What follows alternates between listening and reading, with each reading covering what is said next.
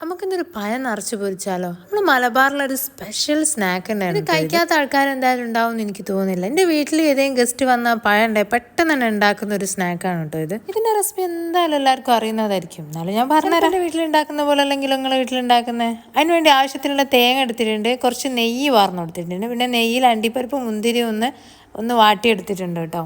ഈ അണ്ടിപ്പരിപ്പ് മുന്തിരി ചെറുതായിട്ടൊന്ന് അടുക്കി പിടിച്ചിട്ടുണ്ടായിരുന്നു. എന്തായാലും നിങ്ങൾ ഉണ്ടാക്കുമ്പോൾ ഒന്ന് സൂക്ഷിച്ചാൽ മതി. ഏതാണ്ട് ഈ ഒരു പരിവാകുമ്പോൾ ഇതൊന്ന് മാറ്റി വെച്ചേക്കെ. പിന്നെ ഒരു ബൗളിലേക്ക് നമുക്ക് വേണ്ടത് ആവശ്യത്തിനുള്ള മൈദയാണ്. മൈദയിലേക്ക് ഈസ്റ്റും ബേക്കിംഗ് പൗഡറൊക്കെ ഇട്ട് കൊടുക്കുന്ന ആൾക്കാരുണ്ട്. ഞാൻ എന്തായാലും ഇതൊന്നും ചെയ്തിട്ടില്ല. അതിലേക്ക് ആവശ്യത്തിനുള്ള പഞ്ചസാര ഇട്ട് കൊടുത്തിട്ടുണ്ട്, ഏലക്കായൻ്റെ പൊടി ഇട്ട് കൊടുക്കുന്നവരുണ്ട്. അതും ഞാൻ സ്കിപ്പ് ചെയ്ത്, എനിക്ക് അതിൻ്റെ ടേസ്റ്റ് ഇഷ്ടമല്ല.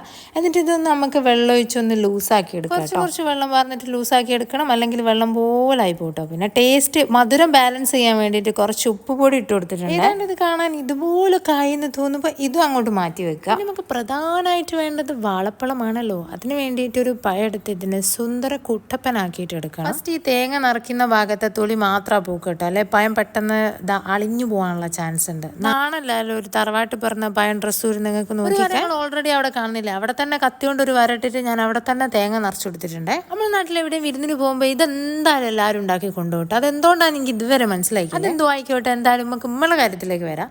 നേരത്തെ ആക്കി വെച്ച ആ മൈദന്റെ മാവില്ലേ, അതിലേക്ക് ഇതൊന്ന് ബാത്ടബിൽ കുളിപ്പിച്ച് കിടത്തുന്നതായിട്ട് കിടത്തിയിട്ടുണ്ട്. എന്തായാലും പിന്നെ എണ്ണയിലിട്ടൊന്ന് ഒന്ന് ഫ്രൈ ചെയ്തെടുക്കാനേ ഉള്ളൂ കേട്ടോ. അതാണ് ഫൈനൽ ലുക്ക്.